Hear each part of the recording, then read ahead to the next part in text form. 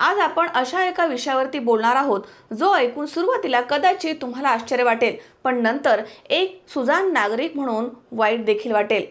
आपण नेहमी म्हणतो की देशाचा विकास होतोय, लोकांचे राहणीमान सुधारताय, पण आर्थिक सुबत्ता आल्यानंतर देखील आपली सामाजिक नैतिकता खरोखर सुधारली आहे का?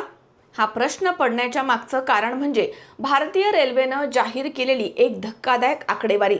द इंडियन एक्सप्रेसनं माहितीच्या आधाराखाली मिळवलेल्या माहितीनुसार गेल्या 4 वर्षांमध्ये रेल्वेच्या एसी डब्यांमधनं तब्बल 104 कोटी रुपयांचे बेडरोलचे साहित्य प्रवाशांनी स्वतःच्या सोबत घरी नेलं आहे।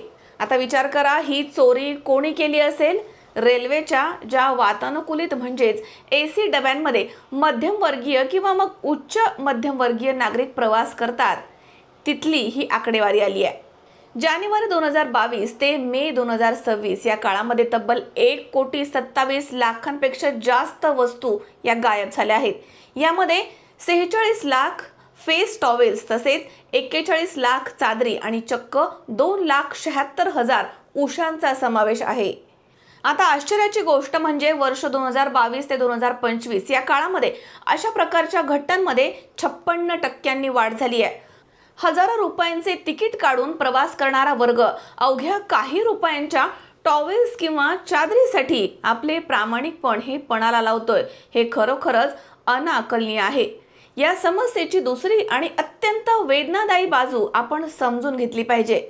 रेल्वे ही सरकारी संस्था आहे, त्यामुळे एवढ्या मोठ्या नुकसानीचा बोजा हा शेवटी करदात्यांच्या पैशांवरच पडतो। पण त्याहूनही वाईट गोष्ट म्हणजे याचा थेट फटका हा रेल्वेच्या कंत्राटी कर्मचाऱ्यांना सोसावा लागतोय। एसी डब्यांमध्ये सेवा देणारे हे अटेंडन्स अतिशय कमी पगारावरती रात्रंदिवस काम करतात।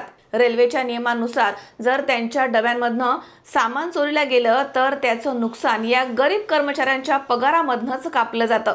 आता विचार करा, आपल्या एका चुकीच्या सवयीमुळे एका कष्टाळू गरीबाला हा भुर्दंड सहन करावा लागतो। सरकारी मालमत्ता ही आपली राष्ट्रीय संपत्ती आहे, तिचं जतन करणं हे आपलं मूलभूत कर्तव्यच आहे। पण जोपर्यंत आपण सार्वजनिक वस्तूंकडे स्वतःची वस्तू म्हणून पाहणार नाही, तोपर्यंत आपण एक प्रगत समाज बनू शकणार नाही।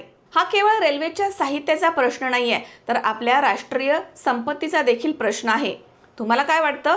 अशा प्रकारच्या वर्तनाला आळा घालण्यासाठी रेल्वे प्रशासनानं कोणती पावलं उचलली पाहिजेत? आणि प्रवाशांचं प्रबोधन करणं हे गरजेचं आहे की मग कडक दंडात्मक कारवाई करणं गरजेचं आहे? ही धक्कादायक आकडेवारी समोर आली आहे, त्याबद्दल तुमचं मत काय आहे? कमेंट्समध्ये नक्की सांगा।